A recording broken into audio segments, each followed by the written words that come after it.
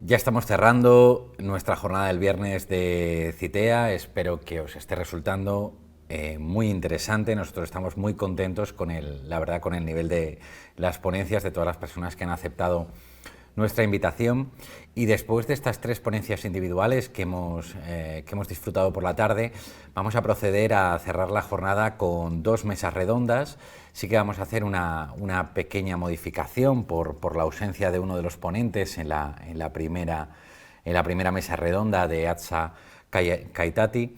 Entonces vamos a hacer un pequeño ajuste en el horario. En principio esta mesa redonda será de 6 a 7 de la tarde y a continuación enlazaremos con la siguiente mesa redonda, que será de 7 a 8 de la tarde, con la idea de acabar pues media hora antes de lo que teníamos previsto. Pero bueno, la parte positiva también es que tenemos un poco más de margen para transmitir preguntas o inquietudes que nos hagáis llegar a través de la propia plataforma del Congreso, de la página web, o mencionándonos en alguna red social con el hashtag Citea o mencionando la cuenta del Congreso.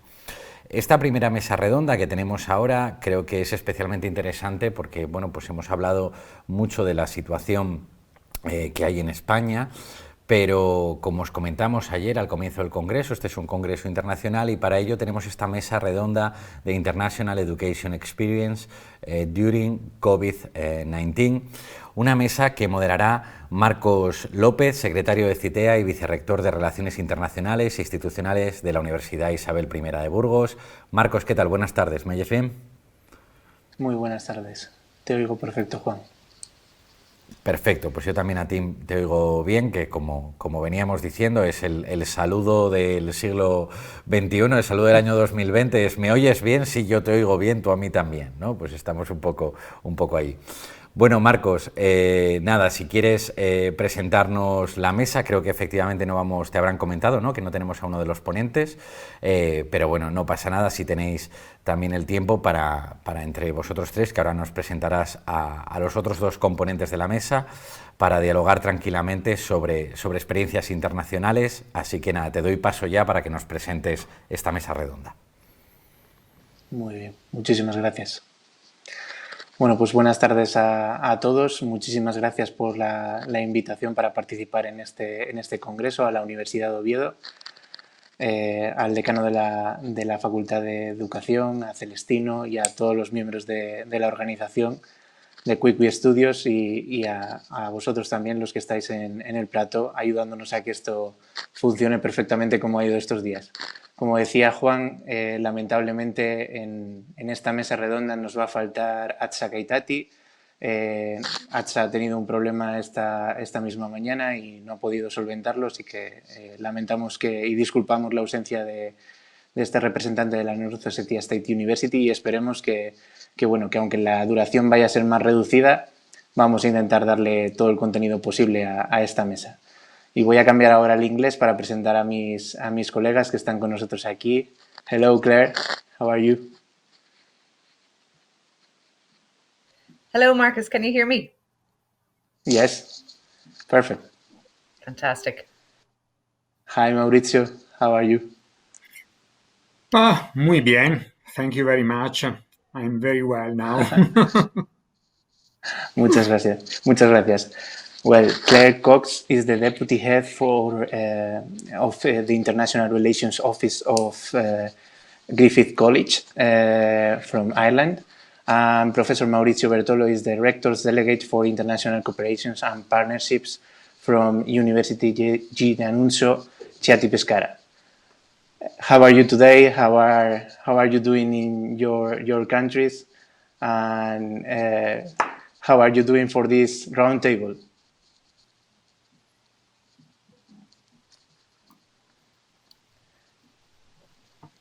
Can you hear me now, Claire? Yes, Maurizio? we I can hear you. Yeah. I do not know if you want me or Claire to answer to your question now. Let's start with to the point. Let's go to the point. We will start this roundtable discussing different aspects of internationalization and international education during lockdown, during the COVID-19 period, the lockdowns in our respective countries, explaining the situation of your universities related to COVID-19, and also with the changes on the teaching and the campus life during this special period. We will focus also on the use of technology and explaining the advantages and damages caused by this new scenario. And maybe we can start with Claire, and she will lead us through the situation and the strategies that you have been carrying out in Griffith College. Thanks very much, Marcus, for the introduction, and delighted to be here today with friends and colleagues. I'm only sorry that we can't go for a celebratory beer in one of the pubs. We're still in lockdown at the moment, but I'll explain that in a few minutes. So just to give you context, as Marcus explained, I'm the deputy head of the international office in Griffith College, Dublin. So we are a campus located in the heart of Dublin city centre. We have 3 other campuses, and we would have approximately 7,000 students who would be studying with us. We are considered one of the largest higher independent university colleges in Ireland. We were established in 1974, so we're nearly approaching our 50th anniversary. And we have 5 faculties. We have business, journalism and communications. We have law, computing science and design. And how we operate, and I do think it's important to explain, the context of what type of institution we are, because we deal with things in different ways. As Dr. Maurizio works in a different, much larger university than we are, but we would have approximately 7,000 students full time and part-time. And in terms of internationalization, this is extremely important part of the institution's strategy. So out of the 10 objectives, we would have 4 that would point to internationalization. So what does that look like?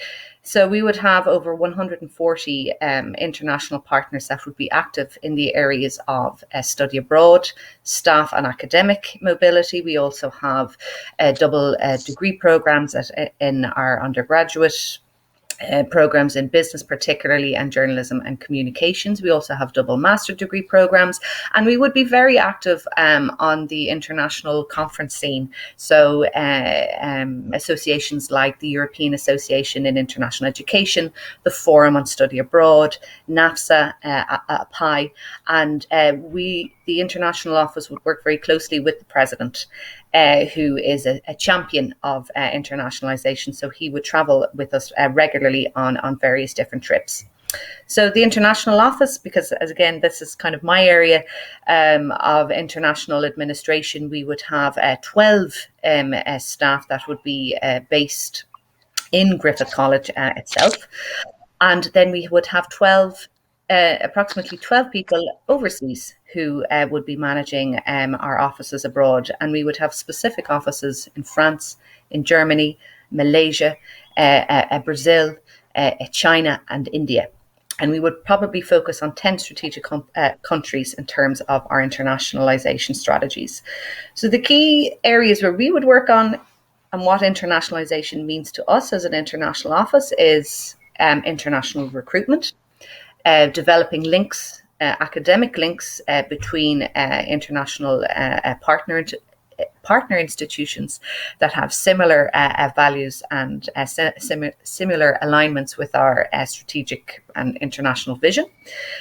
We're big promoters and influencers of internationalization would be the third element, and also championing the international learner experience in Griffith College.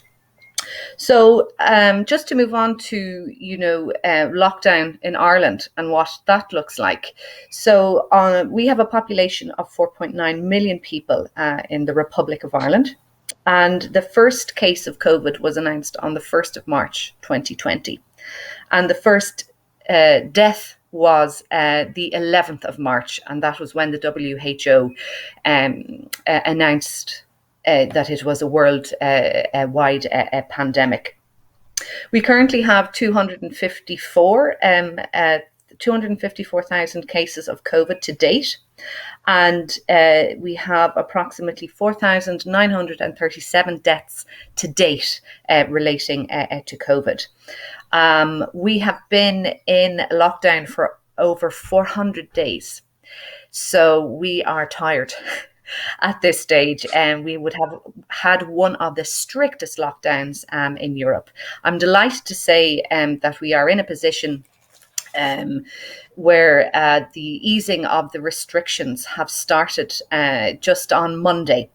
And the strategy for the Irish government is that they want to approach this slowly, cautiously, but that we will never have to go back to the type of lockdown that we have experienced over the past 400 days. COVID had a devastating impact on our, a devastating impact on our health care systems. So particularly there was a huge spike after Christmas when the Irish government had eased the COVID-19 restrictions over the Christmas time, where family and friends were meeting.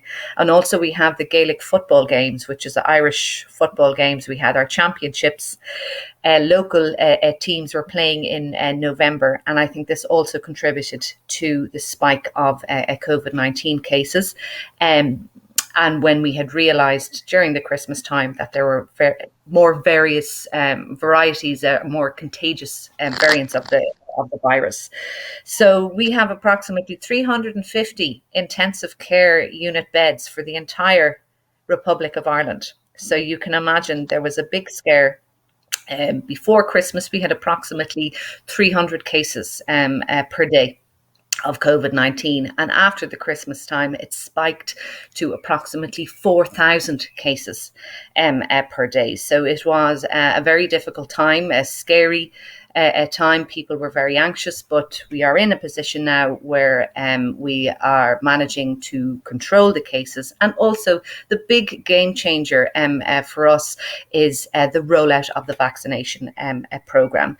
So to date we have approximately 2 million people who are eligible for the vaccination have been vaccinated, and they have got their first jab related to AstraZeneca or to Pfizer. And the aim of the Irish government is that we would hope to have 80% of the students or of the Irish population that will be vaccinated. So if that happens, then in relation to international students arriving in Griffith College or arriving to Ireland, we'll be in a much better position to offer, face-to-face classes and things like that.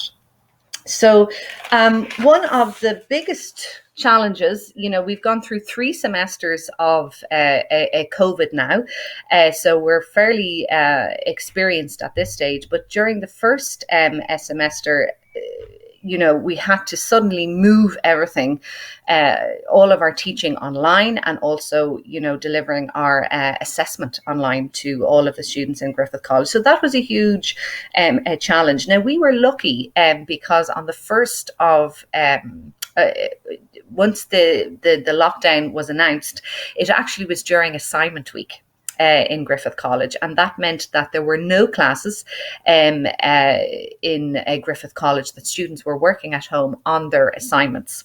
So we were able to be in contact with our colleagues in the universities, in the institutes of technology, to see what they were doing and how they were implementing moving their entire classes online. So that was very helpful in terms of planning.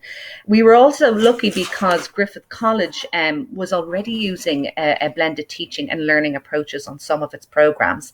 And this meant that Griffith College had a core team of staff who were available to help the transition to remote teaching, learning and assessment. And furthermore, when we did have a kind of opportunity in the autumn semester to deliver some face-to-face classes, we were one of the only higher education institutions that were offering this possibility. High levels of communications with Griffith College international office staff and students and international stakeholders were generally done via email and online meetings and instant messaging tools. The Griffith College international team had a major increase with contact with students and international partner institutions regarding contingency plans, classroom arrangements, class plans, updates on the COVID situation in Ireland, travelling to Ireland, and policies and protocols regarding Griffith College, what it had in place for its learners, staff and academics. It was really valuable, therefore, to have our in-market teams which proved crucial in managing our communication with our international partners, as they were able to provide real-time time zone support. Another thing in relation to technology, we use the website a lot, which we were highly reliant on that. It was used as a central information resource for our international students and partner institutions regarding our most up-to-date policies and protocols on managing COVID-19 and general information on health advice and travelling to Ireland to answer the most common questions. Online induction, we had never done this before, and we were trying to achieve this for a long time. So little things, with the help of online communications technology, we were able to record videos and upload them onto the website for the learners to have easy access to key practical information such as how to register, get their student cards, visa information, timetabling, etc. And the pandemic and access to online communication technology accelerated this process. And then, as I mentioned, we were quite active in some of the international associations such as EAIE and the Forum on Education Abroad, of which Griffith College are very active members. And they were able to successfully hold their conferences online. So this allowed Griffith College international staff to still engage with its partners and keep up to date with the impact of COVID-19 that was having on international higher education in general. And this was important as the up-to-date information and virtual engagement was very important in informing our short to mid-term international strategy. Our international partner institutions were very quick to react and held many online international weeks and events promoting the opportunities for outbound mobility. Therefore, Griffith College international staff did not lose out on marketing and promoting Griffith College to online learners. So what I would say, some of the good aspects that came out of COVID-19 so far is the fact that we've had actually a much closer communication with our partners due to the online technology or communication platforms that we have available to us, such as Zoom and Microsoft Teams. So they felt very reassured in terms of being able to talk to them. Even though we don't have that physical contact, we were able to speak to each other face-to-face virtually, be able to update them on the COVID situation in Ireland, how that was going to impact students' travel and delivery of their classes and their international student experience. Also, as well, another thing that came out of COVID-19 is that we were forced to look at our mobility and how we approached that. So, students were coming to us mostly, for a semester or for a full academic year or vice versa.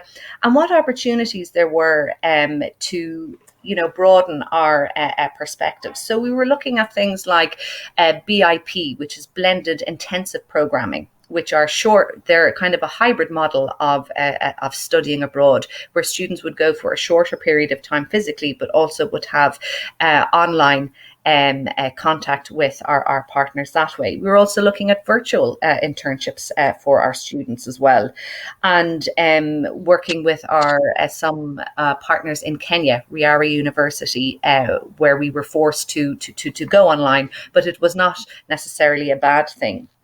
In terms of the challenges, one of the major things for us for the international office was finding new partnerships. Okay, so, you know, that missing that physical presence of, you know, attending conferences, you know, meeting face to face, having those coffees, you know, making introductions, you know, helping other colleagues of mine to facilitate new partnerships, or the fact that, you know, you might be at a reception at EAIE conference, for example, and, you know, you'd start talking to somebody. So when I was in Seville a couple of years ago, when it was held, EAIE was held there, I was asking somebody for directions to the French reception. And then we got talking. She happened to be in higher education, and a partnership, would you believe, developed in terms of staff mobility. So those type of things don't happen virtually. It's much more difficult when you don't know when you don't know the people you're talking to. Another thing as well in terms of a challenge was recruiting international students. Again, these virtual fairs, I'm not so sure that they work. It's much difficult again when you're talking to students, when we're talking to our staff, that face-to-face contact. It's not as easy when you're on chat or on Zoom. Some students can be quite shy when they're talking. Also, you have poor internet connection, for example. So things like this that can go wrong. Other challenges was the mental health, you know, of our staff and students. You know, it really has taken a toll on people's mental health. So that's been another challenge, and that feeds then into the dynamics of the team. You know, the office team working together, and particularly people, you know, with lockdown, how it's defined here in Ireland, a strict lockdown was that, you know, all primary schools, secondary schools were closed. We did not have a curfew, but we were not able to travel beyond 5 kilometers of where we lived, and we were only allowed to make journeys where it was necessary. You know, if you were to collect medication from a pharmacy, or you were collecting food, from the supermarket, for example. So I'll stop it there. I hope I haven't spoken too much, Marcus, but no, it's perfect. Perfect. Thank you very much, Claire. Maybe Professor Maurizio Bertollo. Maurizio, can you tell us more about your situation there in Italy, and Claire, how did you manage? Yeah, Claire introduced a lot of themes that we can discuss also later. So I want just to introduce our university and tell how we afforded this period of outbreak starting from last March, more than 1 year ago. So our university is a medium university in Italy, located in the center of Italy, so on the Adriatic Sea, at the same latitude of Rome. And we have more or less 28,000 students with offering 60 different degrees. So, for instance, I'm in the School of Health and on the School of Medicine and Health Sciences. We have 14 departments. And so we are covering mostly health sciences, some humanities, and economics mainly. However, we have also 2 campuses. One is located in Chieti, and the other one is located in Pescara, which is on the sea, and the 2 towns are more or less 15 kilometers each other. So very close, we can call them twin cities for some reason. And the university is a community that bring together these 2 towns, which are also close to the mountains, because in 20 kilometers we have the highest mountains in the center of Italy, which is Gran Sasso and Maiella. So, as you know, Italy was the first country in Europe to have a lockdown. So we had the first lockdown on March 9th, and it was quite long till 5th of May. So the period was very challenging because we are a normal public university that offer courses in presence, and only in presence till 1 year ago. And in 1 week, we transformed our university from an in-presence university to an online university. So in 1 week, we were able to offer almost 3,000 teaching courses using Microsoft Teams. We were lucky because we already had the license with Microsoft, and we decided to move everything on Teams. So professors were not used to teach online, but fortunately 80% of them were very good in using computers and platforms and so on. And in 1 week, we moved everything. We can say that in 1 month, we were able to reach all the students again with the online courses, and we didn't stop any didactics. We had the opportunity to continue without any problem. So this was the lockdown phases. Then we started the second stage, the second phase in mid of May and June, trying to have some exams in presence, but it was very, very difficult. And so we decided to buy a Protector Respondus program, which allowed us to offer also the exams online, so having the exam, reliable exam in some way. So we became an online university at the end. Then we started the third phase in September, mid of September, offering blended courses. So it means that the students could decide if attending the courses in presence or online. And we had the 30% of the seated, the capacity of the seats for the students. So we developed an app that they use to book their seat and to attend the lessons in presence, and the others could attend online the lessons. So we had the opportunity to work in this way for 1 month, 40 days, not more. Then we had the second lockdown at the end of October. That is still going on for some reason. So it was not a strict lockdown like the first one, in which we were not allowed to go out from our house. We were allowed to move, but schools remain closed, not just the university, but also schools till the end of March. So in this period, we had the opportunity to offer for the students only some internship activity at university and some labs, in particular for the health science students. So, for instance, we started immediately to vaccinate all the students that were involved with the health profession, so medical students, physiotherapy, nursing, and so on. All these students had their vaccine in January and had the opportunity to continue their internship activity in the hospitals and attending school. Also, our government decided to vaccinate also school teachers and university teachers, and so in March, all the professors that wanted to vaccinate had this opportunity. And we could start again to offer a lot of activities also for the other students of the other faculties, so economics, arts and letters, pharmacy, and so on.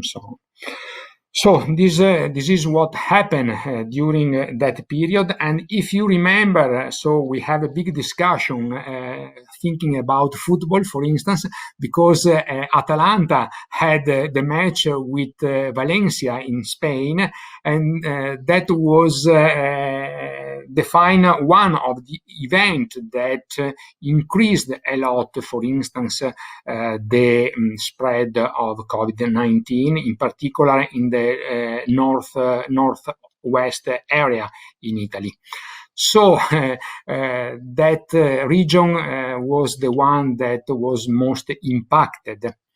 So now we are going back to a sort of normality. So we are starting again the dissertation discussion in presence, and the plan is to start again with the blended modality in September, so for the first period, and move a little bit with the presence again. So it was a big challenge for our university in this case, because we were not used to have these online courses.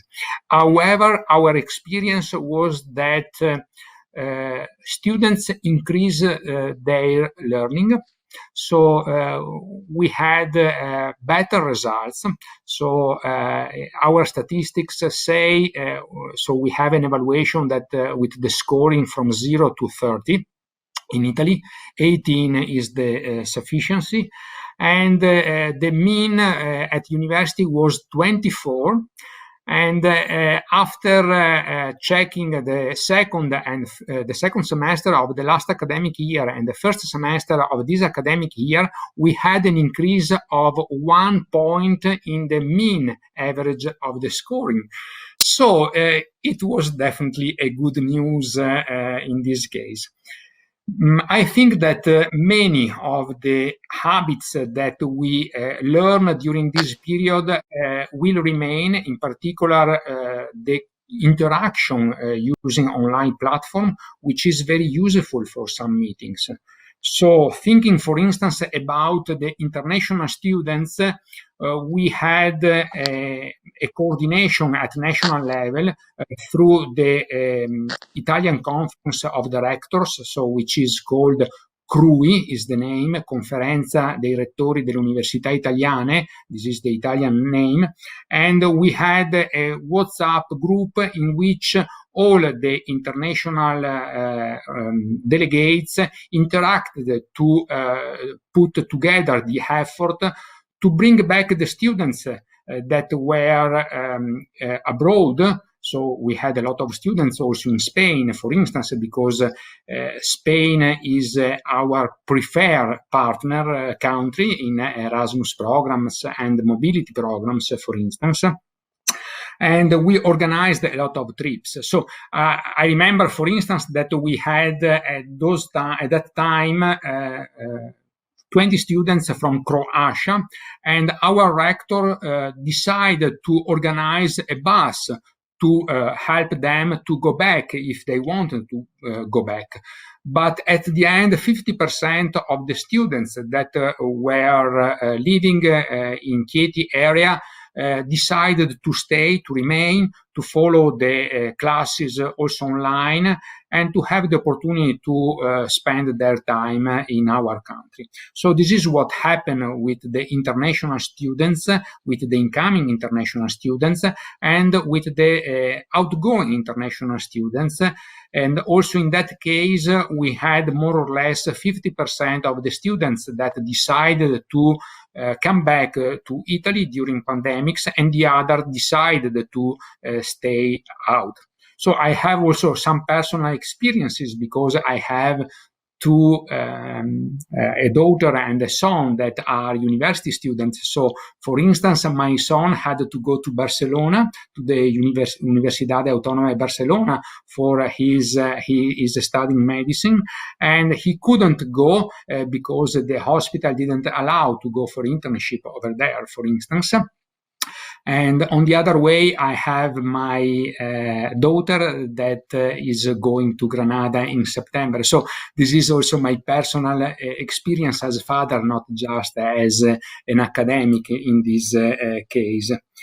So this was our experience, and this is what we did. So I can say also that in 1920, so in the last academic year, we had a decrease in the international mobility only 25%.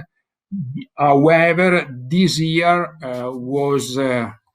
was crazy, the situation, because we have a withdrawal of 80% during first semester. So this was a mess. But on the other way, the first semester of 2021 academic year was very critical for many reasons. So for the moment, I think that I provided some information, and we can discuss and share other points later on, eventually. Thank you very much, Maurizio, for your words. I have a lot of notes and a lot of ideas here for discussing with you. Maybe we can start with this technological change or disruption that we have been addressing already. Well, we have been talking about this overnight face-to-face institutions becoming distant educators, and universities are doing their best to survive in this significant disruption till now. Do you think that now that they have adapted their teaching and they have made this kind of new experiences for many of them? Claire, you were saying that Griffith College has already a blended program or several blended programs, and for Chieti-Pescara was the first experience doing online learning. Do you think that after the pandemic you will be implementing more blended and online programs, or on the contrary, you prefer to go back to on-campus teaching? Oh, I can start eventually, Claire, this time.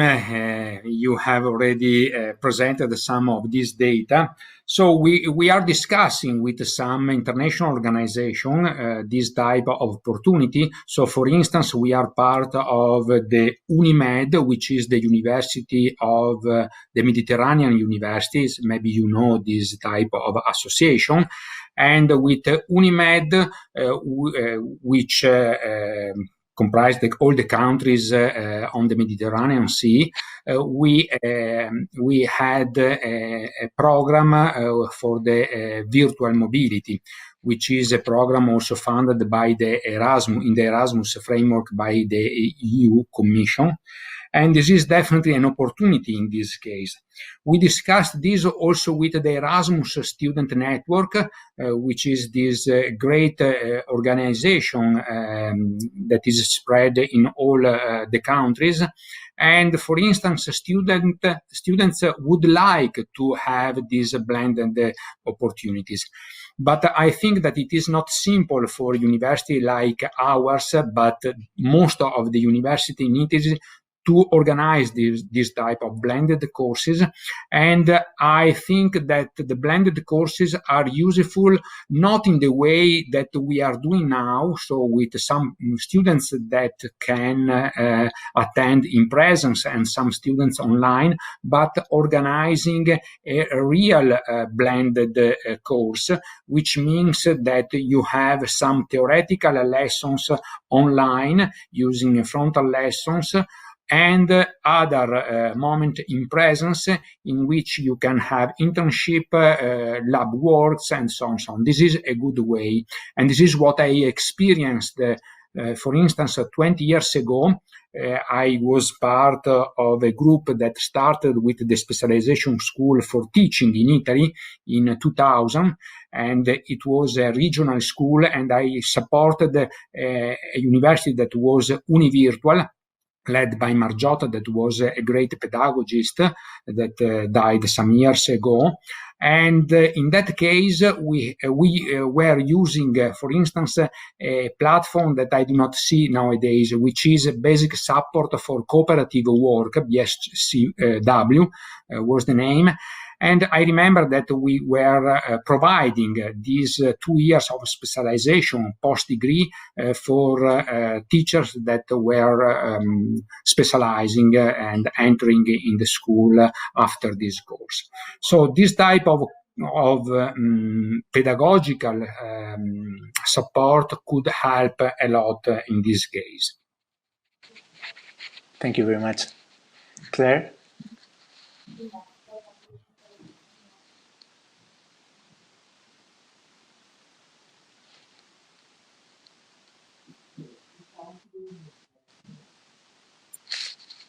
I do not know if you hear, Marcos. I can't hear as well. Sorry, yeah. Excuse me, you're on mute. That was the most popular, I think, phrase last year. The next one it might be the same for this year. Excuse me. I should know by now. But what our experience is that, similar to Maurizio, when he's talking about the study abroad students, even though we were in COVID-19 times, students still wanted to have a study abroad experience, even though we were, in contact with our partners, holding, presentations, with the students, and letting them know that there is a high probability that you will have all of your classes online. And in that case, you will only be able to access your classes online, and it'll be a totally different experience to what the typical study abroad experience is for students attending. So you won't be mixing with the other Irish and international students in the normal ways that you would. And in Ireland, the social aspect when you're attending university is very important, to the students, joining the clubs and societies, networking. When you're staying on campus accommodation, that's where, you're going to be, making your friends. But again, they wanted to come. So we were surprised. In autumn, we probably had about 60%, we had about a 40% drop in international students coming to Griffith College. But I was surprised. I thought that it would be further. Where there was a major impact was in the spring 2021. That's where we really saw a major, a drop off. And that was, due to, the different contagious variants of the virus. People, were cancelling and not willing to take that risk. What I would say is that, in our experience with international students who didn't end up coming, that were supposed to come in autumn 2020, they didn't cancel, they deferred. So I think there'll always be, international students, particularly, full degree seeking students who will want, to attend classes face-to-face, particularly when they're spending that amount of money. I think if institutions can't offer that they would probably maybe choose a more local institution or a neighbouring country where they could get their degree programme. And in relation to study abroad, there'll always be, students who will want to, study abroad and get that type of experience. But again, when we look at study abroad, you're only really talking anything between 5 to 15% of the student population that actually have the privilege of, being able to study abroad for a semester or for a full academic year. So what about the rest, of the students? So I really do think that that blended learning, at least, is definitely here to stay. We were using it anyway for our domestic students who would be studying the likes of law, be working full time and working, and studying part time. So it's been very effective. And also, students who can't afford to have that experience abroad. Even if you do have Erasmus, there's opportunities there to work with, the blended intensive programs, so that you'd have a short-term mobility with a blended teaching experience, and we haven't done that before, but we have applied to do that next year with a German partner of ours to see if we can encourage not different types of cohorts of students to have some sort of a study abroad experience that we wouldn't normally target or promote to, or wouldn't be interested in. So, and then also there's the likes of the virtual, internships as part of academic programs as well. That's also another possibility that we're exploring. So I definitely think it's here to stay. I think it will definitely be used more, but I do think, international students still will want to come, to visit Italy, to experience, living and studying in a different country. You can't get that only by just having classes online. So that's my opinion. Yeah, Thank you very much. I agree. I definitely agree, Claire, because we have just closed a couple of weeks ago the call for Erasmus Mobility this year, and we had 600 applications, which was the highest number with respect to the last years, for instance. And we are not able to satisfy all the students. We can satisfy just 450, for instance. So we have 150 more students that applied but cannot have this experience, for instance.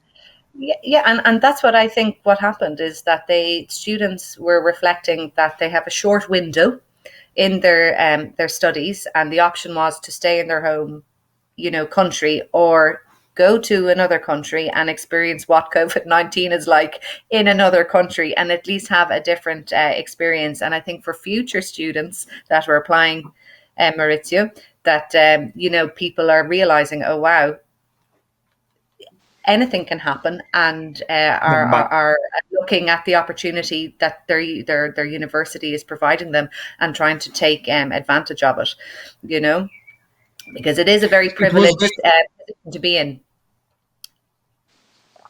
Yeah, it was very nice, for instance, to hear from the students, from the medical students that went abroad. So I discussed some days ago with students in Cluj-Napoca in Romania, for instance, or students in Zagreb, or also I have some students in Sevilla, for instance. So it was nice to hear how that hospitals and that faculty of medicine are coping with the COVID, and what the students do differently from our students, for instance. And it is a good experience that they will exchange with their mates when they will back. Fantastic. And what about those students that were abroad during the COVID-19 pandemic? Maybe at the start of the lockdowns in Spain, Italy, or Ireland, and they remained there instead of going back to their countries. How did your universities manage to keep them engaged with the university life and socializing between students and communicating with the rest of the community? Because Claire, you said before that the communication with your partners and other universities was great, and maybe even better during the pandemic. It was difficult to make new partners, but what about those students that maybe were at home in an apartment or a residence, and they couldn't find other people, other students in the cafeteria or in activities, and so did you maybe launch any events to connect or apps, or do you use technology for that? Yeah, I mean, it was very hard because, I mean, our core thing at the beginning of the, pandemic was, okay, we really have to focus on, our online teaching and our assessment, and we have to, get that right. And we were lucky, as I mentioned before, we had 1 week where there was an assignment week, where we were watching closely what our colleagues were doing in the universities and the institutes of technology, and, exchanging. There was a core team there anyway because of our blended learning experience as with our different degree programs, but there was a lot of sharing, of knowledge. It was really hard. I think what we did is, like, we're a smaller institution, and we would, as I said, one of our kind of areas, you know, in the international office is, you know, championing the international, you know, learner experience. So, you know, a lot of the international students, you know, from our partners, you know, we would have close contact. So I would have close contact with the deans. You know, they would travel a lot with me to different conferences, or if we're actually visiting a partner. But, you know, keeping an eye on the students, how they're getting on, you know, academically, for example, and then, you know, liaising with the Students' Union as well in terms of just getting feedback, different reports on, you know, how international students are, you know, integrating, and delighted to say that they do take advantage of all the activities that we organise in the Students' Union. But during COVID times, it was a struggle. So what we would do is, you know, again, the main communication with students was by email, but also Zoom or Microsoft Teams. So at least if we couldn't meet up physically, we could meet virtually. And a lot of times, sometimes, you know, just to check in, how are you doing? Some students just wanted a chat, you know, and get things, you know, off their chest. And there were certain things, you know, that we couldn't organize, like the parties, you know, the you know, Irish people are very social, you know, you might not come for the sun or the beach, but the social aspect, you know, there's lots of music festivals, you know, there's the pub culture, you know, there's a big coffee culture here now, you know, there's the museums, the galleries, there's lots of different things to do. And we would promote, you know, the social activities. You know, when you're in Ireland, you have to speak English, and that's the way to get to know other Irish people, either by working on assignments together, you know, doing presentations, or going off at the weekend trips where you'd be meeting people. So that wasn't available. So what we organise is things like, you know, virtual, you know, coffee mornings for the international students. We'd have different events on, you know, fitness. So doing yoga, or we would have, you know, circuit, you know, trainings for students. We'd also have different, you know, sessions on mental health and how to mind your mental health. So things like that. And then also, you know, maybe a movie or film night that, you know, students, you know, could participate in. And we would have, you know, various different technologies. So say for, you know, study abroad students, you know, we would be able to, you know, connect them virtually, you know, because generally with study abroad students, they tend to stay within their cohorts. So we'd identify, you know, particular cohorts of students where they, you know, could you know, meet themselves. But again, if the challenge is, I suppose, a lot of the times, you know, students don't know that many people, you know, they're coming for that experience to get to know people and practice. So it was difficult, but those were kind of areas, you know, that we tried to, you know, engage students and just keep in contact. You know, we're here for you, you know, from a pastoral care with the international office. If you need anything at all, you know, here's our, you know, Zoom contact, and really, you know, try and mind them that way. And they appreciated that. And in turn, the partners really appreciated that as well, that we were in regular contact with them. And we tried, you know, with just kind of slightly going off point, but with the EAIE in terms of finding new partnerships. What we did recently there, we had a coffee morning, a coffee session morning and content. And that was talking about, you know, the future, the impact of COVID-19 having on future, you know, partnerships and what that looks like. And the whole aim of that, organising that coffee session through EAIE, through the Strategy and Management Committee, was that we wanted to try and get the EAIE members engaged and being interactive. So not just only hearing my voice speaking or my colleague's voice speaking, but actually talking about, you know, their different experiences of COVID-19 and sharing, so that we could innovate and maybe use different case studies as best practice, and other people could implement what certain institutions were doing in their institutions. Thank you very much, Claire. Thank you. Maurizio, so I would like to ask you. We were very lucky because the head of the international office in my university He's quite young. He's 36 years old and had a couple of experience as Erasmus students when he was studying, and he was able to organize a lot of stuff. In particular, he organized the Erasmus channel in Microsoft Teams, and he could keep all the students interacting each other.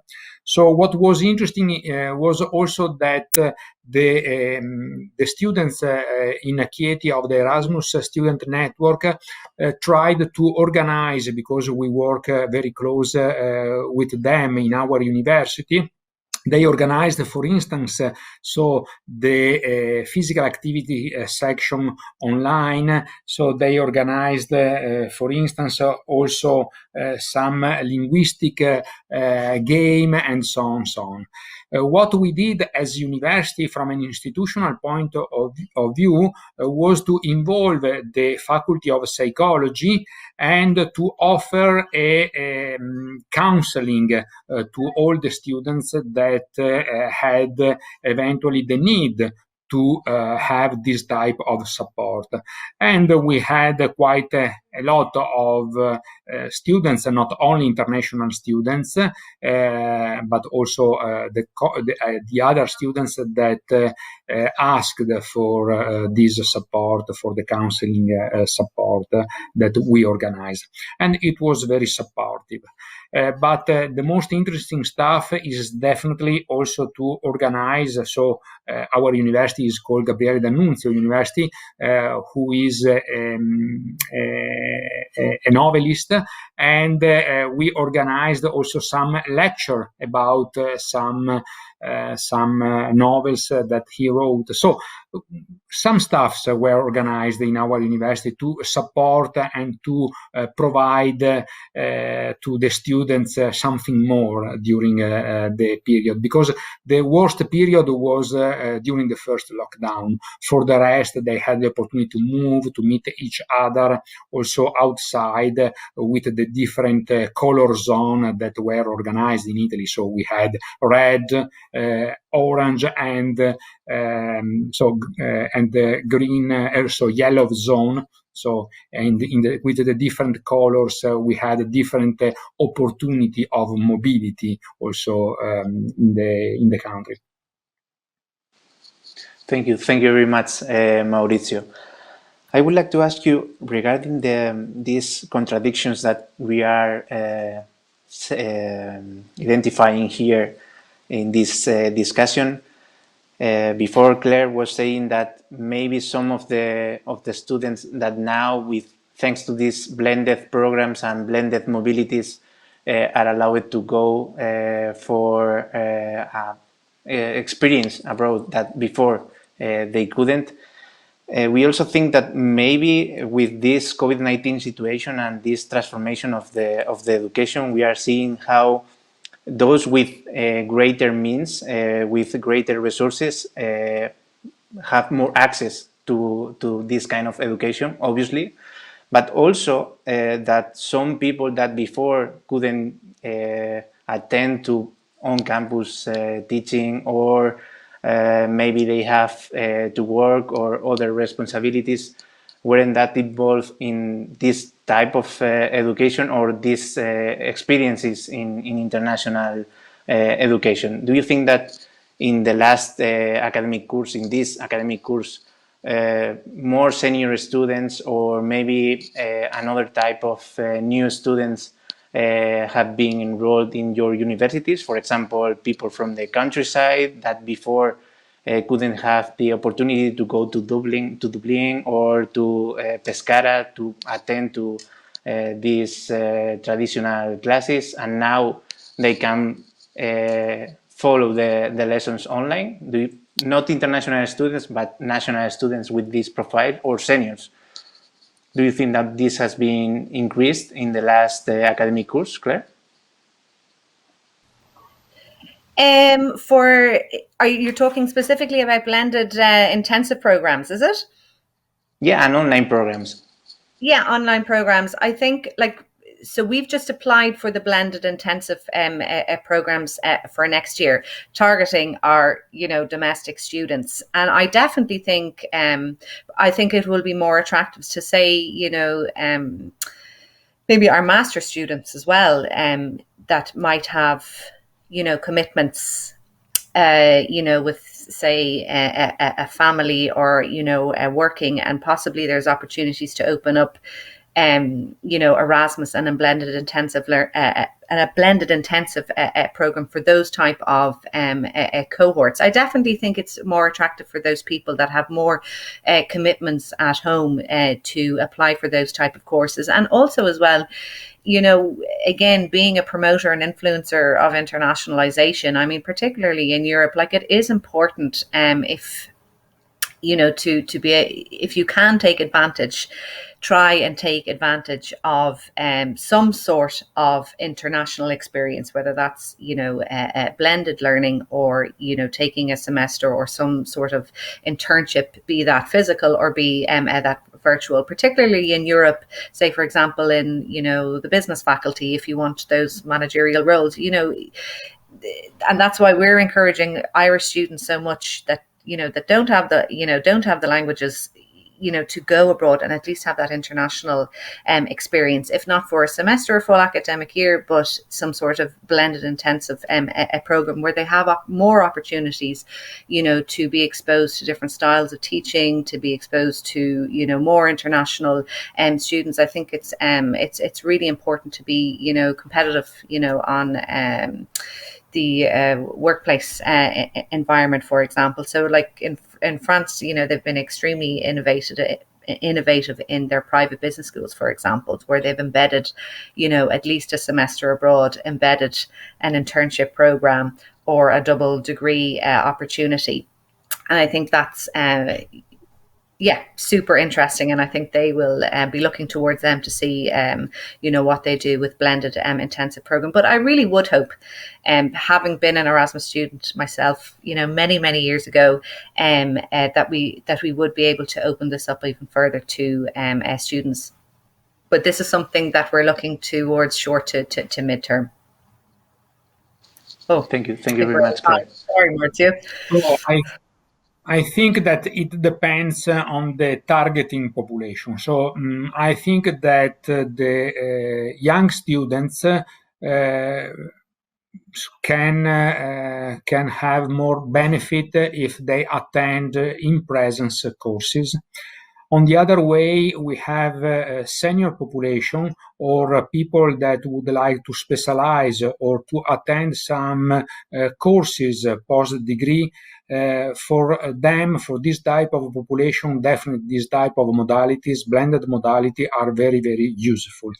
On the other way, for instance, in Chieti, we have 50% of the students that comes outside the region. So Chieti-Pescara is based in the Abruzzo region, and 50% of our students comes from Puglia and Basilicata and Molise, which are the closest region.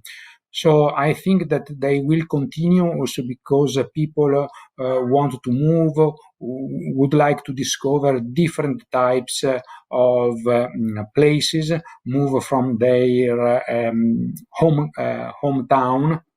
And these young students, I think that would like to attend the courses in presence.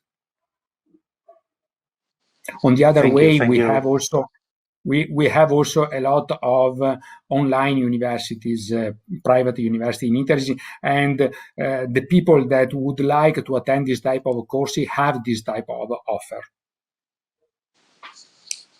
Thank you, Maurizio. You said before that the marks this year were better than before, but the young people aim to go to face-to-face lessons. Is this then because the paths were closed and that's it, or just that maybe they really enjoy the Teams, the Microsoft Teams lessons at your university?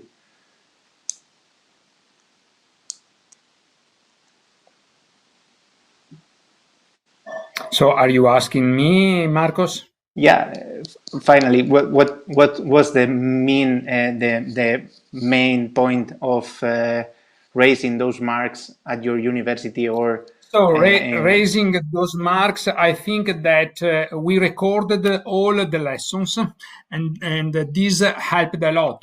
So when they had to study alone for preparing the exams, they had the opportunity to review the lessons.